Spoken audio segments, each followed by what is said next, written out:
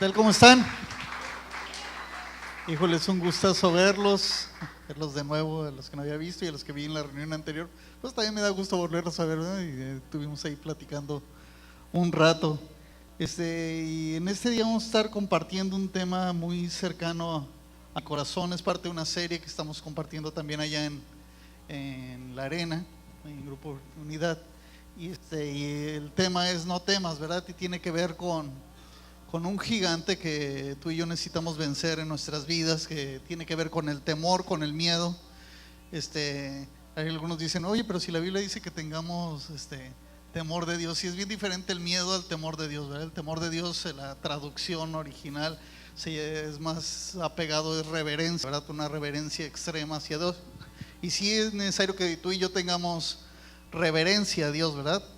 Pero no tengamos miedo de lo que Él hace, o que no vivamos con miedo. Dios no quiere que tú y yo vivamos con miedo, con 20 chapas en la puerta, durmiendo con una pistola debajo de la almohada, atemorizados y paniqueados con todo lo que sucede a nuestro alrededor o lo que puede suceder, ¿verdad? O con todo lo que está pasando externamente, sino Él quiere que vivamos libremente, que vivamos en paz, quietos y reposadamente. Es que antes de compartir un poco lo que Dios tiene para nosotros hoy, te voy a invitar a que te pongas de pie un momento.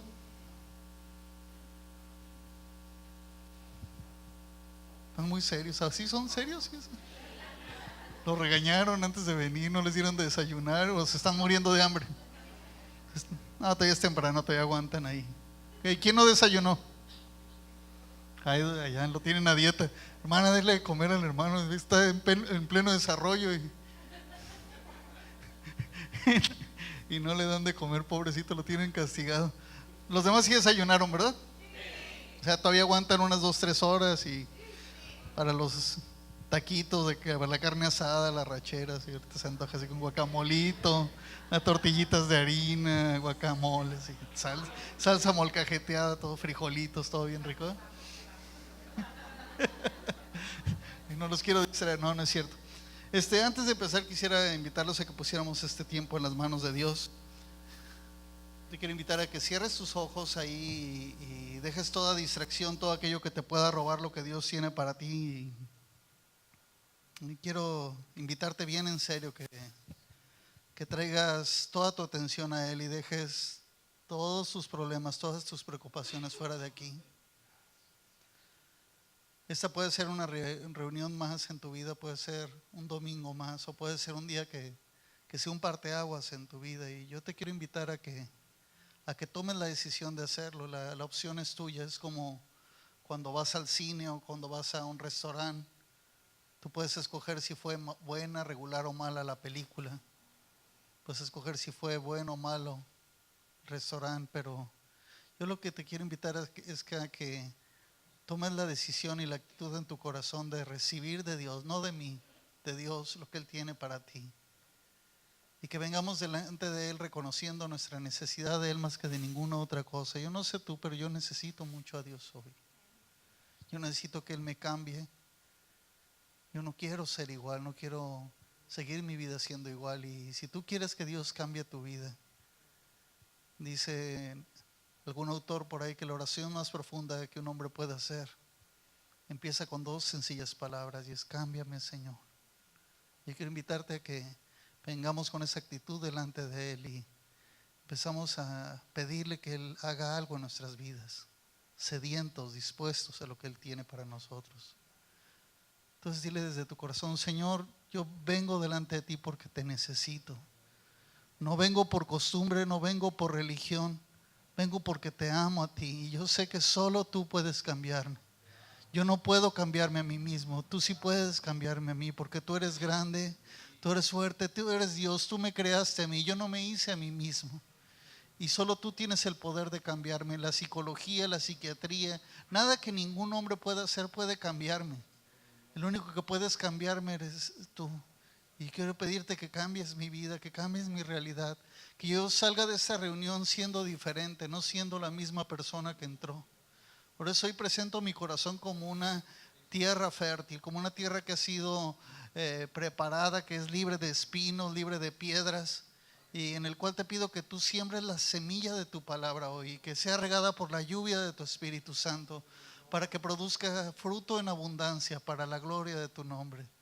Te pido que en todo lo que yo haga hoy, todo lo que suceda aquí, tú seas exaltado y tu nombre sea bendecido. Queremos dejar fuera de este lugar todo aquello que nos aleje de ti, todo aquello que nos pueda robar las bendiciones que tú tienes para nosotros. Queremos traer nuestra mente, nuestra voluntad, nuestras emociones cautivos a tu obediencia. Y queremos que en todo tú seas honrado, Jesús. Recibe nuestra adoración. Y yo bendigo a mi hermano, mi hermana que está a mi derecha, a mi izquierda, delante de mí. Yo te pido que tú lo bendigas con toda bendición de lo alto. Que en unción fresca y renovada caiga sobre él. Yo no pido por la unción de ayer, por la frescura de tu espíritu de ayer. Yo pido por algo fresco hoy. Un mover de tu espíritu nuevo que la mueva y la sacuda a hacer las cosas que tú preparaste de antemano para él. Te doy gracias por haber ido a la cruz por mi hermano, por mi hermana. Yo la bendigo. Y te pido, Señor, que siempre yo pueda estar a su lado para apoyarlo en todo aquello que tú le pongas enfrente. En el nombre de Jesús, te damos gracias. Amén. Amén. Puedes tomar tu lugar.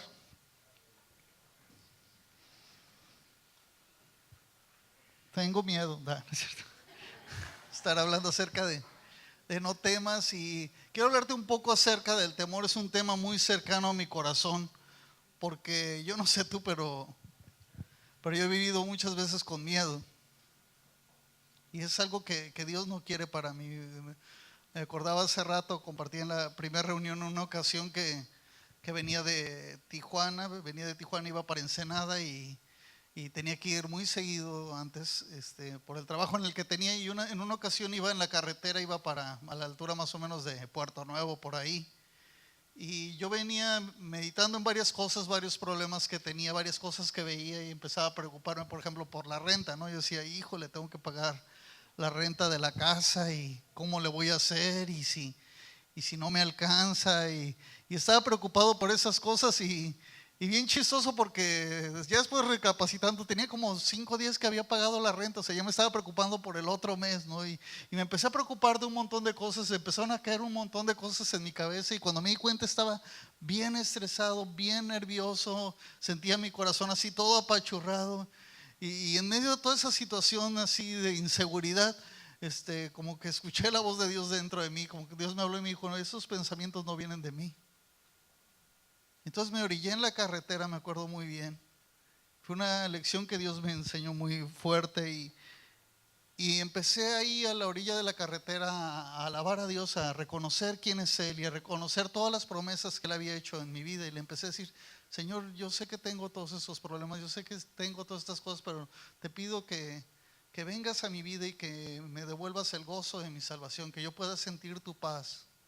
Y le empecé a exaltar porque tú eres grande, y le empecé a decir a Dios lo que Él era.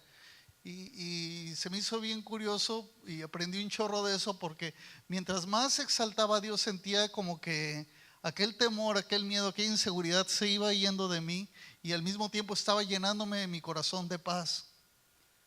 Y después de ese tiempo estuve ya adorando al Señor un montón de tiempo, como media hora yo me acuerdo, y ya después seguí mi camino. Pero me quedé pensando mucho en eso, y empecé a leer en la palabra, y a estudiar mucho acerca de qué es lo que pasó aquella ocasión, qué es lo que me sucedió en mi corazón, y empecé a estudiar acerca del temor, del miedo, y es algo que te quiero compartir hoy en esta casi tarde, en esta mañana todavía. Y lo primero que empecé a aprender en la palabra de Dios es que el miedo apareció como un efecto colateral al primer pecado. O sea, el miedo no es algo inherente al ser humano. O sea, el ser humano no nació teniendo miedo, no fue creado por Dios con miedo, aunque algunas corrientes psicológicas dicen que sí, pero la verdad es que si tú agarras a un niño chiquito, no le tienen miedo a nada. Sí tienen un instinto de conservación, por ejemplo, si se van a quemar o algo así, sí, o sea, tocan algo y los quema, pues sí, ya no se acercan a eso, pero eso es un instinto, eso lo tiene cualquier animal, cualquier ser. Pero el humano nace sin miedo. De hecho, si ustedes se pueden ir al relato bíblico, cuando Dios creó al hombre, Dios lo puso en el Edén.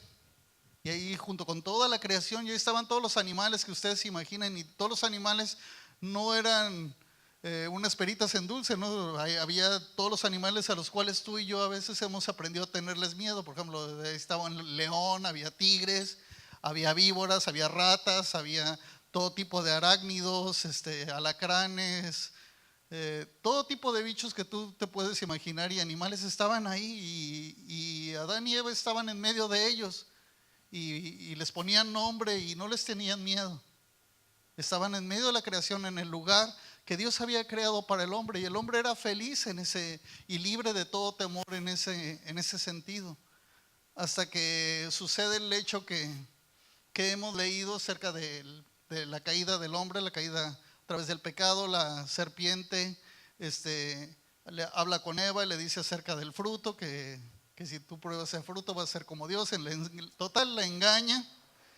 Después pues la mujer le da ese fruto al hombre, a Adán, y total pues los dos caen en pecado, y empieza a aparecer algunos efectos colaterales del pecado, que son uno de ellos es el miedo. Y para no leerles todo el relato, quisiera que vayamos a un versículo clave que se encuentra ahí en el libro de Génesis, capítulo 3.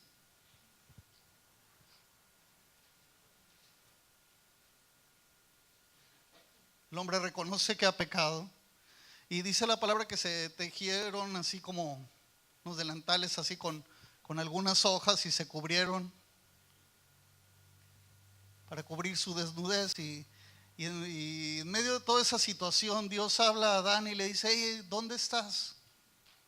No porque Adán se le haya perdido a Dios, ¿no? O sea, Dios sabe en dónde estamos tú y yo, cada uno de nosotros. Lo que Dios le estaba diciendo a Adán es: ¿dónde estás? ¿En qué lugar estás tú? Y Adán le responde de esta manera, Génesis 3, versículo 10. Oí tu voz en el huerto y tuve miedo, porque estaba desnudo y me escondí. Y él mismo está hablando acerca de la sentencia, de el primer efecto colateral que aparece junto con el pecado. Tuve miedo. Automáticamente, pues Dios, que todo lo sabe y que había visto todas las situaciones, es: ¿quién te enseñó a tener miedo? El miedo apareció junto con el pecado, y es una de las dos armas más poderosas que el enemigo utiliza para derrotar nuestras vidas, para echarnos a perder la vida. Uno es el miedo. El miedo te hace que no hagas nada, que no cumplas los propósitos de Dios para tu vida. Y el segundo es el engaño. El enemigo, dice la palabra de Dios, que miente desde un principio, es padre de toda mentira. Y todo lo que hace es mantenerte en ignorancia. Si tú te mantienes en ignorancia, eres presa fácil del enemigo, porque va a hacer de ti lo que quiera. Por eso la palabra de Dios dice: conoceréis la verdad y la verdad os hará libre. Si tú vienes al conocimiento de Dios, eso te da libertad. Mientras más lo conoces a Él, más libre eres de todas tus ataduras. De hecho, algún autor por ahí que tiene muchos libros sobre ese mismo tema, él dice que mucho de lo que esclaviza al ser humano espiritualmente, en todas las áreas en las que puede ser esclavizado, tiene que ver con la ignorancia de quién es en Cristo y qué es para Cristo. Tú y yo necesitamos, yo te quiero invitar a que siempre busques en la palabra quién dice Dios que eres tú, y qué posición te ha dado, y qué recursos te ha dado. Y mientras tú más conozcas quién eres en Dios y qué Dios tiene para ti, vas a ser más libre de todo ataque del enemigo, de toda cosa que venga a destruir, no solo en tu espíritu, sino también afectar tu vida emocional y también tu vida física. Porque lo primero que necesitamos que entender es que el miedo no procede de Dios. Fue un efecto colateral al pecado. El miedo jamás estuvo en los planes de Dios. Segunda carta a Timoteo, capítulo 1, si quieres ir conmigo ahí, si no ahorita lo lees en la pantalla, y si quieres tomar nota. Dice ahí, segunda de Timoteo, capítulo 1, versículo 7, Pablo le dice a Timoteo: Dios no nos ha dado un espíritu de cobardía. En otra versión dice: no nos ha dado un espíritu de miedo, un espíritu de temor, sino de poder, de amor y de dominio propio. O sea, Dios nos ha dado un espíritu totalmente contrario a lo que el enemigo pone en nuestros corazones, que es el temor. En pocas palabras, el temor, ese espíritu de cobardía o ese espíritu de temor, no proviene de Dios. Es contrario a la voluntad de Dios. Y quiero ilustrarlo con una historia que aparece ahí en la Biblia. No sé si lo recuerden. Se encuentra el relato ahí en el libro de Números, capítulo 13. Si quieres ir conmigo ahí, Números 13, para hablar un poco acerca del contexto de lo que estaba sucediendo, para no leer todo el capítulo. Moisés escoge a 12 espías para que vayan a espiar la tierra prometida que Dios les había dicho. Dios les había dicho desde antes, desde Moisés, cuando estaban de esclavos en Egipto, que Él los sacaría de ahí y los llevaría a su heredad. Les daría una tierra que fluye leche y miel, en la cual ellos iban a vivir libremente, ellos y toda su descendencia.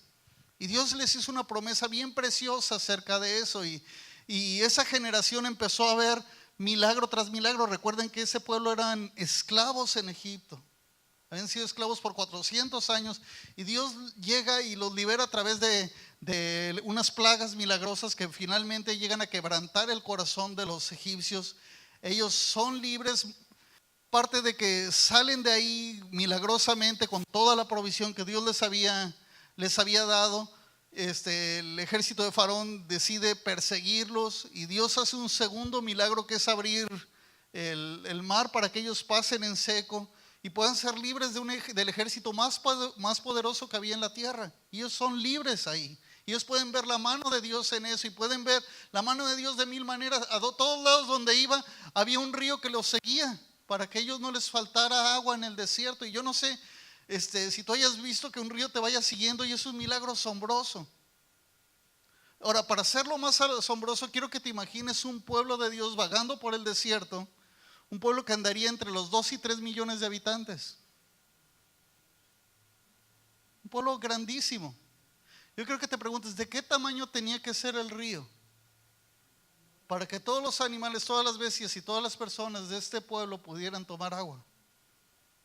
Un río poderoso que los seguía a todos lados, y había maná que venía del cielo todos los días a proveerles alimento, y vieron milagro tras milagro, la lluvia de las codornices. Todos los días había una nube que los seguía para que no se quemaran con el sol, y en las noches había una columna de fuego resguardándolos y dándoles calor.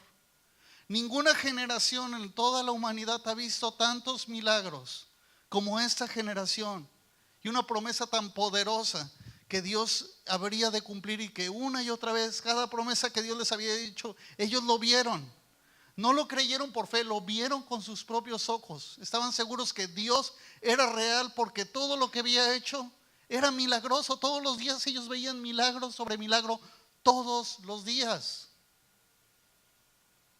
Y finalmente llegan al punto de estar ahí en el desierto, y están cerca de la tierra prometida. Y envían a 2 espías para espiar la tierra. Y para no leerles todo el pasaje, quiero que leamos desde el versículo 26. Estamos ahí en Números capítulo 13. ¿Están conmigo? ¿Sí? ¿Están despiertos? Dice: volvieron a Cades en el desierto de Parán, que era donde estaban Moisés, Aarón y toda la comunidad israelita, y les presentaron a todos ellos un informe y les mostraron los frutos de esa tierra. Es decir, regresaron, fueron 12 espías.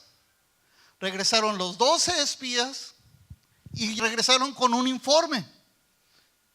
Y además del informe que le presentaron a Moisés, Aarón y a toda la comunidad, les presentaron frutos de esa tierra, trajeron evidencia de lo que habían visto allá. Si ellos estaban acostumbrados, no sé, a ver uvas chiquitas, normales, trajeron unas uvotas y traían todos los frutos que había allá, los trajeron de muestra para que vieran que lo que ellos decían era verdad. Y este es el informe que ellos dieron. Quiero que pongamos atención. Versículo 27. Dice: fuimos al país al que nos enviaste, le dicen a Moisés. Y por cierto, que allí abundan la leche y la miel. O sea, es verdad todo lo que nos dijo Dios. Ahí está, había leche y miel en abundancia. Y aquí pueden ver los frutos, y les enseñan a todos los frutos. Y todos asombrados, todos vieron. Una y otra vez comprobaron que Dios era fiel, que todo lo que Dios había prometido era real. Pero miren lo que sucede. Versículo 28 dice: pero el pueblo de ahí habita es poderoso y sus ciudades son enormes y están fortificadas. Hasta vimos anaquitas ahí, los amalecitas habitan en Negev, los hititas, jebuseos y amorreos viven en las montañas y los cananeos ocupan la zona costera y la ribera del río Jordán. O sea, informaron no solo lo que había ahí, sino quiénes habitaban ahí, qué tribus, qué grupos etnolingüísticos estaban ahí en esa zona. Y versículo 30, Caleb hizo callar al pueblo ante Moisés y les dijo, ya que les informaron todos ellos, hizo callar a todos. Yo no sé, para callar tanta gente, no sé cómo le harían, ¿no? Me imagino levantando la mano y take it easy, ¿no? Los hizo callar y les dijo, subamos a conquistar esa tierra, estoy seguro que podemos hacerlo. Sencillo, claro. Dios los había liberado antes del ejército de Egipto, el más poderoso del mundo, sin que ellos movieran un dedo. Ahora están todos estos pequeños tribus, están por tomar la tierra prometida y les dice Caleb, vamos a conquistar esa tierra, lo podemos hacer. Pero los que habían ido con él respondieron, no podemos combatir contra esa gente, son más fuertes que nosotros. Y comenzaron a esparcir entre los israelitas falsos rumores acerca de la tierra que habían explorado. Decían, la tierra que hemos explorado se traga a sus habitantes y los hombres que ahí vimos son enormes. Hasta vimos anaquitas, comparados con ellos parecíamos langostas y así nos veían ellos a nosotros. Y es bien curioso cómo se me hace chistoso que tú puedes ver todas las promesas de Dios, puedes ver todo lo real que es Dios. Y alguien por ahí te viene con un rumorcito y te dice, no, eso no va a pasar. Ahí no seas religioso. Y te empieza a meter desánimo y somos 10 veces más propensos a creer las mentiras del diablo que una verdad de Dios, por más pruebas que tengamos enfrente. Y eso es lo que hicieron unos, hicieron que empezaron a esparcir, dice, falsos rumores, o sea, ni siquiera eran cosas dudables, no, mentiras. Y la gente se empezó a desanimar y empezaron a tener miedo y esto los llevó a que esta generación que había visto más la mano de Dios que ningún otro pueblo ni ninguna generación en toda la historia de la humanidad dejara de recibir lo que Dios tenía preparado para ellos. De todo ese pueblo de 3 millones o 2 a 3 millones de habitantes, solo entraron a la tierra prometida 2. ¿Quiénes fueron esos 2? Los únicos 2 que dijeron, sí se puede. Los únicos 2 que no tuvieron miedo. Fueron los que pudieron alcanzar y tomar las promesas que Dios tenía para ellos. Y ese es el gran problema del temor, del miedo, que impide que tú obtengas todo lo que Dios ha preparado para ti. Y quiero que lo pienses bien. Todas las cosas que hicieras en tu vida, yo quiero que te preguntes, ¿qué cosas hubieras hecho en tu vida al momento de hoy si no hubieras tenido miedo? Tal vez estarías en otra situación espiritual, tal vez estarías haciendo grandes cosas que un día Dios te habló que ibas a hacer, o que un día Dios puso en tu corazón que soñaras, pero no las has hecho porque, híjole, ¿y si me equivoco? ¿Y si la riego? ¿Y si se burlan de mí? ¿Y de qué voy a vivir? ¿Y qué va a pasar? Y todas esas cosas que el enemigo pone en nuestro corazón para hacernos o llevarnos a que no cumplamos los sueños que Dios tiene para nosotros. Y Dios no quiere eso para ti. Dios te hizo con grandes propósitos. Cuando Dios pensó en ti y pensó en mí antes de la fundación del mundo, Él tenía planes bien concretos para tu vida. Yo estoy seguro que no soñó en ninguno de nosotros y nos creó para calentar una silla en una iglesia un domingo. Para eso no envió a su Hijo Jesús a morir en la cruz por ti o por mí.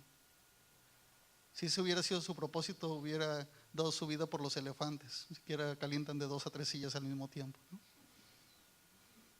Dios nos te llamó para oraciones monótonas, para una vida aburrida y desinteresada, para vivir nada más el aquí y ahora y darle gusto a tu cuerpo o pasarte la vida viendo telenovelas y metiéndote en la vida de otras personas. Dios no nos llamó para eso. Él tenía planes grandes y fuertes para nosotros, que solo los cumpliríamos si no tuviéramos temor. Por eso es que el temor es un enemigo bien grande que tú y yo necesitamos derrotar en nuestra vida. Y quiero hablarte de 4 resultados del miedo que tuvieron sobre esta generación y sobre todos y cada uno de nosotros. El primero es: el miedo nos paraliza. Si leemos ahí adelante lo que estábamos leyendo, el versículo 30, Caleb hizo callar al pueblo ante Moisés y digamos: subamos a conquistar esa tierra, estoy seguro que podemos hacerlo. Pero los que habían ido con él respondieron: no podemos combatir contra esa gente, son más fuertes que nosotros. Y se quedaron ahí paralizados. Y duraron 40 años en el desierto, cuando todo lo que tenían que hacer era cruzar el mar y Dios les iba a entregar esa tierra por heredad. Obviamente no iba a ser fácil, obviamente a lo mejor tenían que pelear, pero Dios se los había prometido y todo lo que Dios les había prometido lo había cumplido. Y lo mismo sucede contigo y conmigo. Si Dios te prometió algo, si Dios te habló algo, Dios no es hombre para que mienta, ni hijo de hombre para que se arrepienta. Si Él te lo dijo, Él lo va a cumplir. No va a ser sencillo, nunca nadie dijo que iba a ser sencillo. Vas a batallar. Jesús dijo: en el mundo tendréis aflicción, es una promesa de Dios, pero confiar en mí, yo he vencido al mundo, dijo. Lo único que tenemos que hacer es confiar en Él y dejar que Él gane la victoria en nosotros, pero nosotros necesitamos aventarnos a hacer las cosas. Si no somos nosotros, ¿quién? Y si no es ahora, ¿cuándo? A lo mejor tú estás esperando a que tú crezcas y que tus hijos se vayan de casa y ya que estés viejito y todo eso, entonces sí voy a servir a Dios o sí voy a hacer las cosas que Dios me dice. No, es aquí y ahora. O a lo mejor al contrario, piensas: esas son cosas de jóvenes. Eso sucede cuando eres joven, porque cuando eres grande vas adquiriendo responsabilidades y más cosas y entonces ya no puedo hacer las cosas para Dios. Me encanta la historia de Josué. Cuando muere esta generación, cuando finalmente Moisés parte con el Señor, le toca a Josué agarrar a una nueva generación y hacerlos tomar la tierra prometida. Y me encanta ahí en Josué 1:9, le dice: esfuérzate y sé valiente, no tengas miedo y no desmayes, porque el Señor tu Dios estará contigo. Y a lo mejor tú dices: uy, qué padre, ¿alguien ha visto los 10 mandamientos, la película y esas? Bueno, bien padre, se imagina uno a Josué como un guerrero grande, fuerte y valiente, queriendo cruzar a toda la generación el mar para... Pues no, Josué en esas alturas, cuando Dios le está diciendo esfuérzate y sé valiente, tenía 90 años de los 110 que iba a vivir.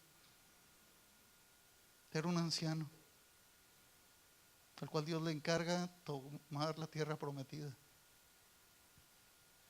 No es cuestión de edad, es cuestión de creerle a Dios o no creerle a Dios. Por eso, si tú tienes miedo, el miedo te va a paralizar y va a impedir que tú hagas las cosas, porque eso es donde el enemigo te tiene conquistado. Mientras estés ahí sentado sin hacer nada, no le representas ningún adversario, no representas nada para él. Número 2, el miedo hace que perdamos la perspectiva correcta. El miedo no solo te paraliza, sino hace que pierdas la perspectiva correcta de las cosas, que empieces a ver las cosas como no realmente son. Y es lo que le pasó a este pueblo. Si volvemos a leer el pasaje que leemos a partir del versículo 32, dice: y comenzaron a esparcir entre los israelitas, dice, falsos rumores, o sea, una perspectiva bien equivocada de cómo era la cosa acerca de la tierra que habían explorado. Decían: la tierra que no hemos explorado se traga a sus habitantes. Y me imagino la tierra así tragándose a la gente, ¿no? Con una boca y como si fueran hamburguesas, ¿no? Y los hombres que ahí vivimos son enormes, bien colgados, ¿no? Hasta vimos anaquitas, comparados con ellos parecíamos langostas, chapulines, ¿no? ¿Y se imaginan? Y así nos veían ellos a nosotros. Y por más exagerado y colgado que se veía el asunto, la mayor parte de la gente se la tragó, se lo creyeron. Como nos creemos un montón de tonterías que el enemigo nos dice: tú no puedes, tú eres mujer, o tú eres anciano, o tú no tienes recursos, o tú no tienes dones, o tú no tienes cierta habilidad, o tú has pecado, no eres tan santo. ¿Saben qué? La Biblia está llena de Historia de gente que no podía, que tenía todo para no hacerle. Si ustedes leen Los Héroes de la Fe en Hebreos 11, se van a encontrar con una lista de gente que eran mucho peor que tú y que yo. Mentirosos, adúlteros, asesinos, fornicarios, de todo. Que lo único que hicieron es creer en Dios. Y Dios cambió su condición en una victoria. Y lo mismo quiere hacer hoy en tu vida y en la mía. El miedo hace que perdamos la perspectiva correcta. Y por último, bueno, el siguiente punto 3 de los 4 resultados. El miedo nos impide alcanzar el potencial que Dios nos ha entregado. Dios tiene planes grandes para tu vida. Pero si tú y yo vivimos esclavos del miedo, jamás los vamos a alcanzar. Versículo 27 dice, este fue el informe. Quiero que pongamos atención en el informe. Fuimos al país que nos enviaste. Y por cierto, o sea, fue verdad todo lo que nos dijeron. Ahí abundan la leche y la miel. Aquí pueden ver sus frutos. ¿Y saben qué? Todos esos frutos y toda esa tierra que fluía leche y miel se la perdieron por creer mentiras. Porque el miedo impide que tú y yo cumplamos el potencial que Dios tiene para nosotros. También estaba acordando la primera vez que yo me paré delante de un púlpito a predicar. Fue hace algunos años. Nunca lo había hecho y ¿saben qué? Tengo un grave problema. No sé hablar en público. Puedo hablar con 2, 3 personas todas las horas que sean, pero si yo me paro enfrente de más de 3, 4 personas me pongo bien nervioso y empiezo a tartamudear. Y me acuerdo una vez que estaba en un congreso muy grande y estaban esperando a Alberto Motesi, un evangelista muy reconocido en todo el mundo, y él era el orador de aquella noche y hablaron por teléfono de que su avión no llegaba a tiempo. Me dicen, ¿tú vas a compartir? Alguien que en su vida ha compartido nada. Dije, no, y ya me salieron con algunos de esos versículos de que Dios no te ha dado espíritu de cobardía, tal, y ya tienes algunos añitos en la iglesia, y es que algo puedes compartir, y el tema es el corazón del pastor. Porque era un congreso para pastores. A todos los que le estaba hablando había como 700 pastores ahí. Yo decía dentro de mí, Señor, ¿qué les digo? Y me acuerdo, se me hizo bien chistoso porque, haz de cuenta, pues me senté como en la segunda fila. Y cada melodía que tocaban aquí los de la alabanza se me decía así como que dure más, que dure más. Y yo estaba dentro de mi mente con una bronca, así un pleito de salgo corriendo, me regreso. Yo, total, me voy ya, pues que el pastor haga el quite y ni modo que no. Ya después pido perdón, no vale pedir perdón que permiso. En fin, estuve así con que me voy, me salí así como ahorita vengo, voy al baño y no, pues no puedo ser pato, ya mejor me regresé. Y estuve batallando un chorro hasta que tocan la última. Y pasan y me presentan. Todavía, me presentaron y todavía cric, no se oía nada. Yo sentado ahí como yo y bueno, ya pasé y total, todo lo que ya tenía mis notas y todo eso, y todo lo que iba a decir en 45 minutos que me dieron lo dije como en 10 minutos. Todo bien chistoso. Después tuvo que pasar el pastor a explicar lo que yo quise decir, así como el vocero de Fox, ¿no? Lo que él quiso decir fue fue horrible ese asunto. Y fui a mi casa y estuvo bien tremendo porque fui a mi casa así como bien, pues me sentía muy mal y yo le decía al Señor, híjole, hice el oso de mi vida, me siento bien mal, pero dije, ¿qué onda? Y le empecé a hablar porque con Dios hablo así como, bueno, hablo así, le dije, oye, yo veo en la palabra que tú no te pones nervioso, que tú le hablabas a 5,000 y a 10,000 y como si nada, ¿no te ponías nervioso? Y me enseñó una cosa bien interesante Dios, por si un día te toca. Él me dijo, ¿por qué te pones nervioso? Si te pones nervioso porque te importa más lo que van a decir de ti. Tienes miedo al ridículo. Y la razón por la que yo no me ponía nervioso, empezó a hablar el Espíritu de Dios, es que Me llevó al pasaje donde Jesús dice, vio la multitud de gente y tuvo compasión de ellas. Dice, ¿por qué los veía con compasión? No los veía como jueces. Yo veía que yo era la medicina para la enfermedad que ellos tenían. Lo que yo iba a decir era lo que ellos necesitaban oír. Entonces Dios hizo una promesa en mi corazón desde ese entonces. Me dijo, cuando te pares delante de gente a hablar, asegúrate de estar lleno de mi presencia y yo voy a hablar por ti. Y lo que yo diga va a ser la medicina que ellos necesitan hablar. Y si les gusta o no les gusta, fue lo que yo les dije. Y se acabaron los nervios. Se acabó el miedo. Porque el miedo te va a impedir siempre que alcances el potencial que Dios tiene para ti. Y yo entiendo cada que me paro en un lugar como este, que no soy yo el que hablo, sino que es Él a través de mí. Porque Valentín dice puras tonterías y tartamudea. Para que toda la gloria y la alabanza y la honra sean solo para Él. Para que yo reconozca que Él es y que yo no soy.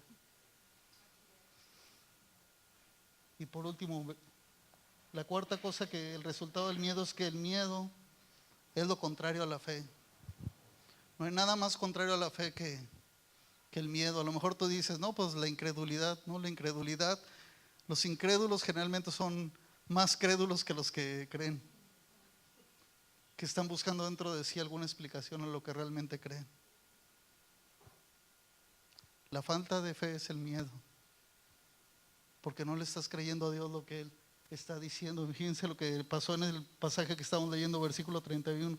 Pero los que habían ido con Él respondieron, no podemos combatir contra esa gente.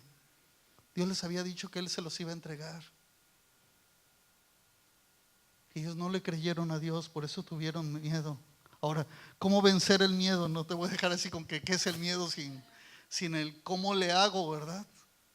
Es bien sencillo, son dos pasos bien sencillos, son tan sencillos, pero a la vez tan poderosos, porque todo lo que tienes que activar es tu fe.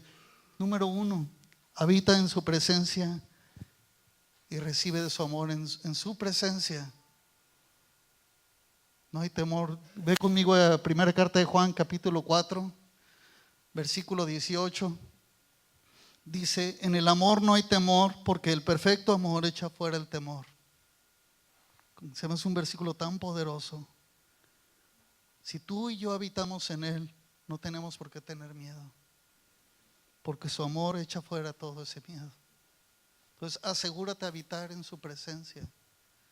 Habitar en su presencia no significa venir a la iglesia.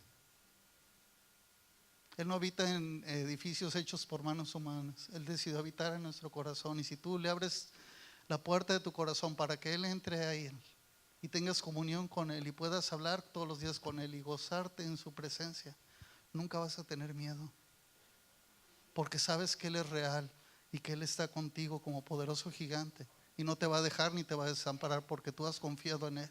Dice su palabra que Él guardará en completa paz aquel cuyo pensamiento en Él persevera, porque en Él ha confiado. Número 2, decide confiar plenamente en Dios a pesar de las circunstancias. Cree en Él a pesar de lo que esté pasando alrededor, a pesar de lo que tú estés viendo, porque muchas veces las circunstancias nos van a hacer ver que es imposible. Pero la Biblia dice que tú y yo, en 1 Corintios 5:7, que andamos por fe y no por vista. Nosotros necesitamos aprender a caminar basados en lo que dice la palabra, no en lo que están viendo nuestros ojos. Somos muy dados a caminar en base a lo que vemos nuestros ojos, y nuestros ojos nos engañan. Nuestros ojos nos hacen ver la realidad, pero la palabra de Dios nos ayuda a ver la verdad. Y la verdad y la realidad son cosas bien diferentes. La realidad puede decir que tú estás enfermo y no tienes cura, pero la verdad, que es la palabra de Dios, dice que Él todo lo puede, que sobre la cruz Él llevó tus heridas y tus enfermedades, y por sus llagas hemos sido sanados. La realidad puede decir tantas cosas, pero la verdad dice que en Cristo todo lo podemos. Así es que no sé, pudiera decirte muchas cosas más, pero quiero terminar llevándote a meditar un poco en eso. ¿Y por qué no cierras tus ojos ahí donde estás?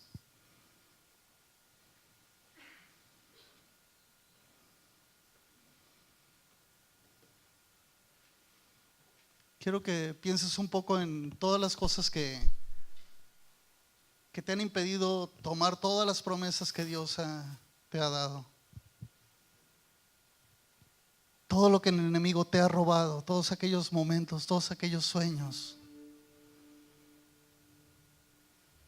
Y yo quiero invitarte a que salgas de esta reunión no con una buena palabra, sino con una firme decisión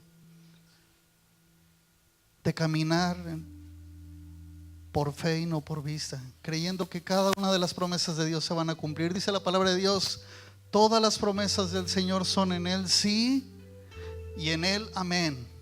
Pero dice, por medio de nosotros y para su gloria. Él va a cumplir todas sus promesas por medio de ti y de mí. Nos ha rescatado de las tinieblas y nos ha trasladado a su luz admirable, para que todas sus promesas sean una realidad en las vidas de todas las personas, para que los planes redentores del Señor se cumplan en toda la humanidad. Para eso estamos tú y yo aquí. Fuimos salvados por un porqué. Dice la Biblia que porque de tal manera amó Dios al mundo, que ha dado su único Hijo, para que todo aquel que en Él crea no se pierda, mas tenga vida eterna. Eso tiene que ver un porqué, pero hay un para qué. Dice para que anunciemos las virtudes de aquel que nos trasladó de las tinieblas a su luz admirable. Hemos sido llamados a eso, a hacer la diferencia, a hacer luz en medio de las tinieblas, a cambiar lo que la realidad nos enseña de este mundo por la verdad que dice la palabra de Dios. Dice la palabra de Dios: vivo yo, dice el Señor, que ante mí toda lengua me confesará y toda rodilla se doblará, diciendo que soy el Señor.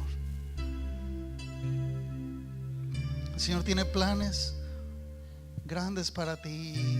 Y yo te quiero invitar a que hoy salgas de esta reunión derribando todo miedo, todo temor en tu vida. ¿Por qué no empiezas a hablar ahí con el Señor con tus propias palabras y le dices: Señor, yo declaro con todo mi corazón que creo cada una de tus promesas. Decido caminar en tu luz, en tu verdad, y no creyendo en las circunstancias que me rodean. Yo decido hacer un cambio en mi vida y echar fuera todo miedo y toda mentira que me ha dicho que yo no puedo, que eso no es para mí, que es para unos cuantos o para otros. Y yo quiero creerte a ti. Yo creo que he creído en ti, que toda mi familia será salva.